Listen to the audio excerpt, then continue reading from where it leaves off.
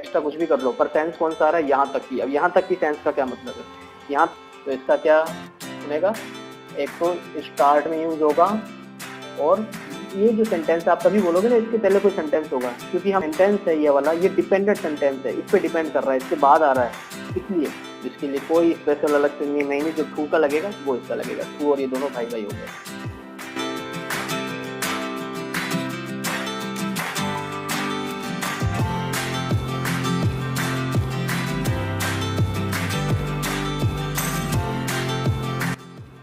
नमस्कार दोस्तों, स्वागत है आपका।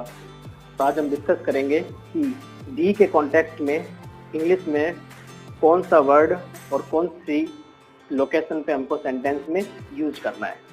शुरुआत करने से पहले हम एक्सरसाइज करेंगे एक। इस एक्सरसाइज को अगर आप सॉल्व कर पाते हो तो शायद आपको इस क्लास की जरूरत नहीं पड़ेगी। इस एक्सरसाइज में हमने क्या दिया है कि 1 से लेकर 4 तक सेंटेंस दिए हैं जिसमें भी का यूज हुआ है। मोहन भी जिम में कसरत करता है, मोहन जिम में भी कसरत करता है, मोहन जिम में कसरत भी करता है, मोहन भी जिम में कसरत नहीं करता है। 4 तरह के सेंटेंस हैं और इसके हमने 7 तरह से हमने इनको ट्रांसलेशन किया है। आपको ये चूज करना है कि किस सेंटेंस का कौन सा ट्रांसलेशन है और कौन कौन से ट्रांसलेशन उस सेंटेंस के साथ फिट बैठ सकते हैं, और फिर आपको यहाँ पर टिक करना है। चारों सेंटेंस के लिए कोई भी जो भी आपको लगे कि करेक्ट हो सकता है वो टिक करिए। नहीं कर पाते और कंफ्यूजन है तो इस क्लास के बाद आपका पूरा कंफ्यूजन दूर हो जाएगा। एक और एक्सरसाइज हम करते हैं। हमने यहाँ पर 3 सेंटेंस लिखे हैं और यहाँ पर 1 सेंटेंस लिखा है जिसके अंदर हमने खाली जगह छोड़ी है। आपको इसके अंदर कुछ ना कुछ फिल करना है। 3 सेंटेंस के बाद ये सेकेंड सेंटेंस आएगा, किसी भी एक के बाद। मोहन टेक बाथ, ये फर्स्ट सेंटेंस। दूसरा Sohan take bath in river, इससे आपको बनाना है। फिर it is not true called, first sentence. Second, Sohan take bath sentence. इस तरह से सेंटेंस आपको ये वाला कंप्लीट करना है पहले सेंटेंस के कॉन्टेक्स्ट में। और आपको इनके बीच में वर्ड क्या यूज करना है हिंट दे देता हूँ। इन 5 में से किसी एक का यूज करके कहीं ना कहीं हमको सेंटेंस कंप्लीट करना है। अगर आप इसको कंप्लीट कर पाते हो तो बहुत ही अच्छी बात है, अदरवाइज इस वीडियो के एंड होने के बाद आप इसको कंप्लीट कर पाओगे और पर्टिकुलर एकदम करेक्ट वर्ड का यूज कर पाओगे भी के कॉन्टेक्स्ट में। चलिए अब क्लास शुरू करते हैं। भी के कॉन्टेक्स्ट में हम कौन कौन से वर्ड यूज में लेते हैं, जनरली आपने देखा होगा। ऑल्सो का यूज करते हैं, टू का यूज करते हैं, खूब देखा होगा ये दोनों। इसके अलावा हम इवन का यूज करते हैं, आइदर का यूज करेंगे और एज वेल का यूज करेंगे। अब कोई भी सेंटेंस हम एक पकड़ते हैं। मैं भी आम खाता हूँ। अगर हमको ऑल्सो का यूज करना है, ऑल्सो और टू का यूज दोनों का यूज होता है, दोनों का एक ही अर्थ निकलते हैं। अगर मैं ऑल्सो का यूज करना चाहता हूँ तो कहाँ करूँगा, आई ऑल्सो ईट मैंगो। अगर टू का यूज करना चाहूँगा तो कैसे करूँगा, आई ईट मैंगो टू। दोनों का क्या अर्थ निकल रहा है कि मैं भी आम खाता हूँ। ओके, तो हम रूल बना लेते हैं। ऑल्सो का क्या रूल है कि हम इसका use subject plus helping verb के जस्ट बाद करते हैं इस जगह। इसमें सिर्फ सब्जेक्ट था, हेल्पिंग वर्ब कोई थी नहीं, इसलिए लिख दिया आई ऑल्सो। टू का यूज हम कहाँ करते हैं, सेंटेंस के एंड में। ये तो एक इनका रूल हो गया। अगर अब ये सेंटेंस ऐसा होता, मैं आम भी खाता हूँ, तब क्या होता, तब ये आपको बड़ा सरप्राइजिंग लगेगा कि इस कंडीशन में भी ये दोनों सेंटेंस ही करेक्ट हैं। अब ये दोनों कैसे करेक्ट हो सकते हैं, एक्चुअली जब आप ये इंग्लिश में सेंटेंस पढ़ते हो, आई ऑल्सो ईट मैंगो, ये अपने आप में कंप्लीट सेंटेंस नहीं है। दोनों ही इसका अर्थ निकल सकते हैं। कैसे, मैं भी आम खाता हूँ, इससे पहले हम क्या लिखेंगे, मोहन आम खाता है, तब ये बन जाए मोहन आम खाता है, मैं भी आम खाता हूँ। मैं आम भी खाता हूँ, मैं केला खाता हूँ। ये जो सेंटेंस आप तभी बोलोगे ना इसके पहले कोई सेंटेंस होगा, क्योंकि हम आम भी, आम इसमें एक्स्ट्रा है, आम एक्स्ट्रा है मतलब कुछ ना कुछ पहले से ऐड है, उसके ऊपर आम ऐड हुआ है। मैं आम भी खाता हूँ, कुछ ना कुछ आप पहले खाते हो। मैं केला खाता हूँ, मैं आम भी खाता हूँ। मोहन आम खाता है, मैं भी आम खाता हूँ।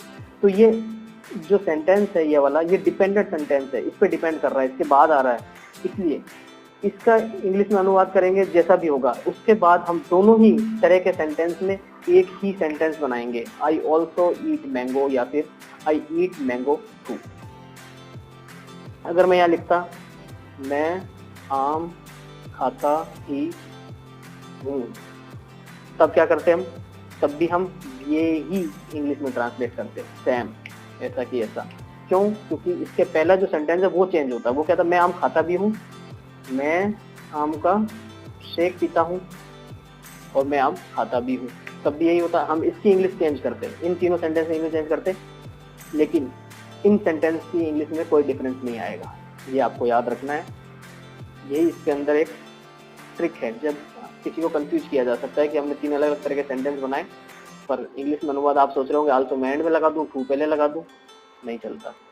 अब दूसरी बात इसमें क्या इंपॉर्टेंट है, दोनों की दोनों सही हैं, फिर भी दोनों में से ज्यादा सही कौन सा होगा, अगर हमको ये पता लगाना हो तब क्या कहेंगे, जो टू का यूज है कब होगा, जब सब्जेक्ट एडिशनल होगा। सब्जेक्ट के एंड में मैं भी आम खाता हूं, मैं जब एक्स्ट्रा है तब टू का यूज ज्यादा होगा।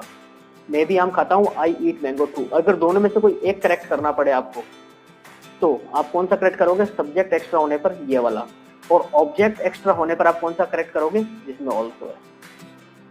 तो एक तो टू एंड में आएगा, दूसरा ये ज्यादा अप्रोप्रिएट किसके लिए है, सब्जेक्ट के एक्स्ट्रा होने पर, और ऑल्सो ज्यादा अप्रोप्रिएट किसके लिए है, जब ऑब्जेक्ट एक्स्ट्रा होता है।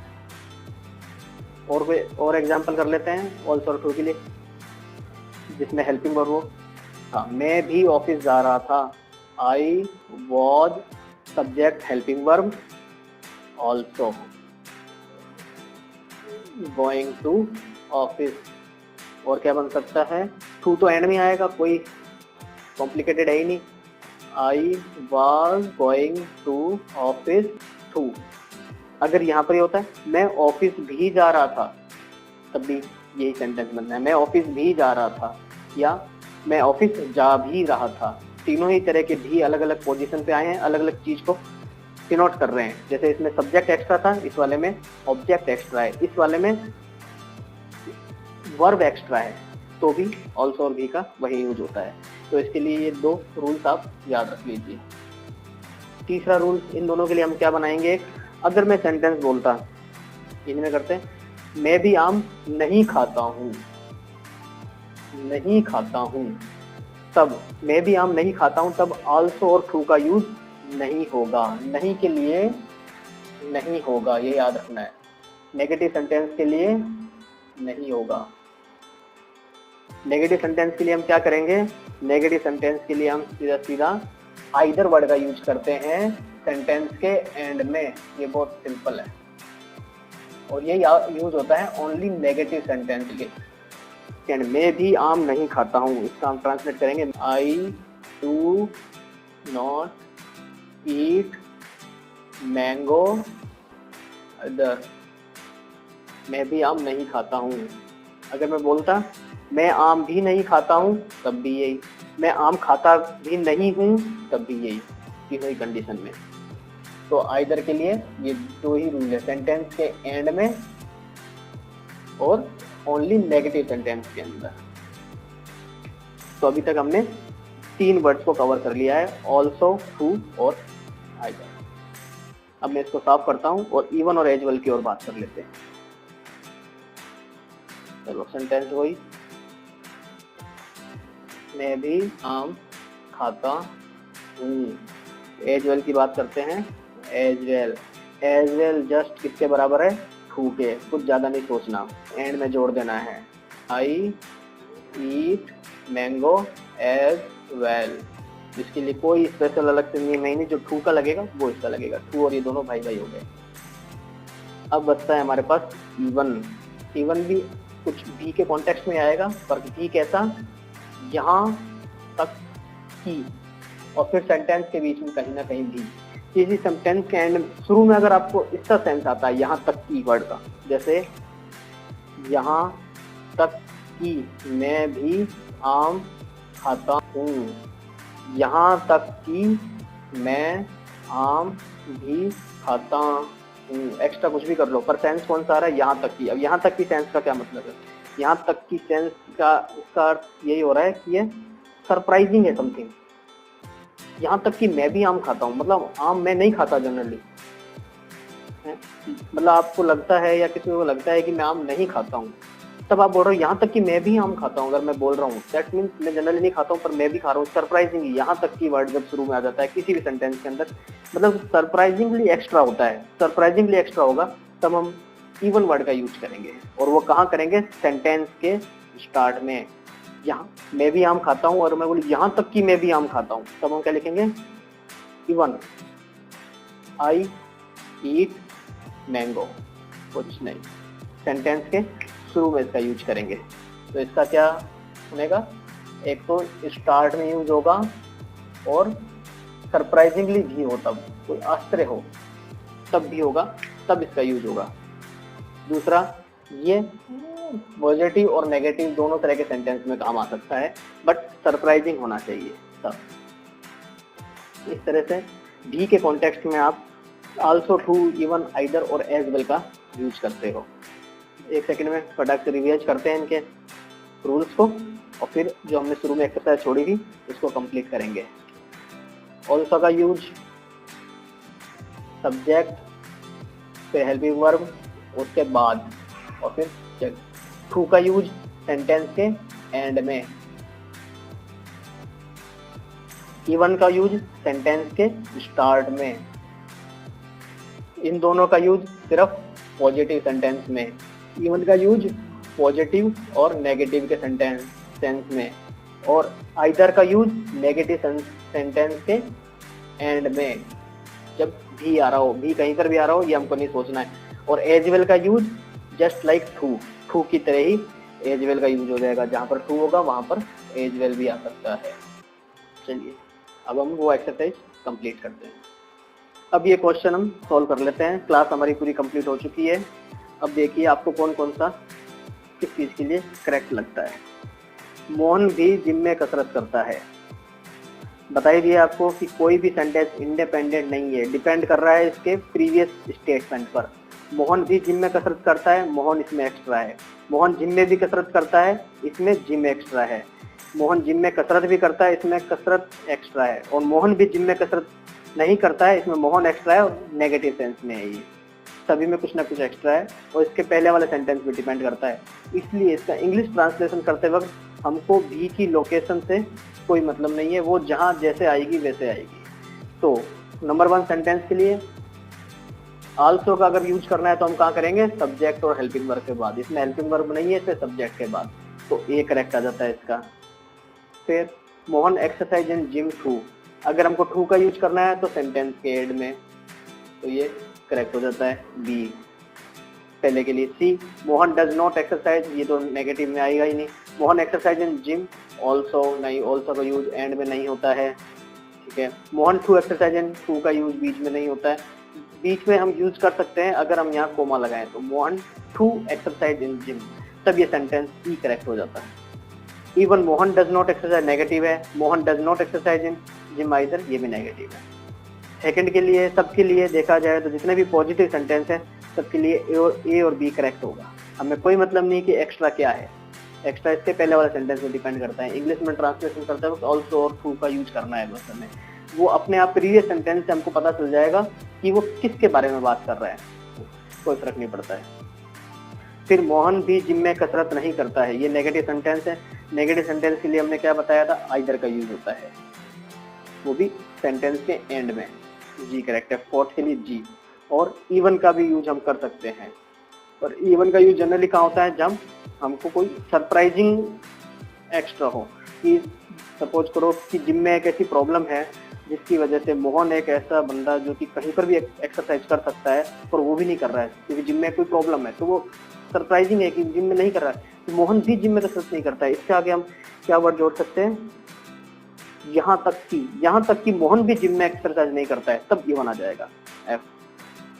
ऊपर के सेंटेंस में भी अगर ऐसा कॉन्टेक्स्ट आता, यहाँ तक कि मोहन जिम में भी कसरत नहीं करता, यहाँ तक की वर्ड आ जाते, आगे इवन लग के सही हो जाता, क्या इवन मोहन एक्सरसाइजेज इन जिम, इनके लिए भी वो सही हो जाता। चलिए दूसरी एक्सरसाइज ये ले लेते हैं। हमने क्या कहा था, पहला सेंटेंस मोहन टेक बाथ, दूसरा हमको यहाँ से कंप्लीट करना है। मोहन टेक बाथ, यहाँ पर सोहन टेक बाथ, मोहन के बाद सोहन, सब्जेक्ट एक्स्ट्रा हो रहा है और कोई सरप्राइज नहीं है। पहले वाले में हम देखेंगे क्या कि एक तो सब्जेक्ट एक्स्ट्रा है, दूसरा कोई सरप्राइज नहीं है, तीसरा ये पॉजिटिव सेंटेंस है। ठीक है, पहले तो हम इसमें से फिर रूल आउट कर लेते हैं कि ये पॉजिटिव सेंटेंस में आ रहा है तो इधर तो आएगा ही नहीं, सरप्राइज नहीं है तो हम इवन भी यूज नहीं करेंगे। अब हमारे पास क्या बचा, ट्रू, ऑल्सो और एज वन। इनमें भी हमने देखा था तीनों में से कि जब सब्जेक्ट एक्स्ट्रा होता है तो हम सबसे ज़्यादा क्या यूज करते हैं, ट्रू। तो पहले में हम ट्रू का यूज करेंगे, और ट्रू का यूज करेंगे तो कहाँ पर करेंगे, Sohan take bath in river true. इसके अलावा ये भी करेक्ट ही है देखा जाए तो, Sohan also takes bath in river, और ये भी करेक्ट है, Sohan takes bath in river as well. Correct ही, ये सबसे ज्यादा करेक्ट हमने इसको चूज किया है। दूसरा सेंटेंस पकड़ते हैं, it is not true called Sohan takes bath in river.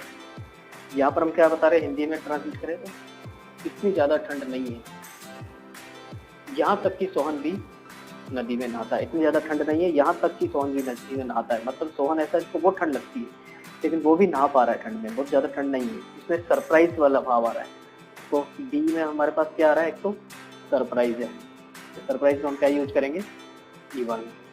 तो एक नंबर पोजीशन पे हम इवन का यूज कर लेंगे, even Sohan take bath in river. ये हो गया।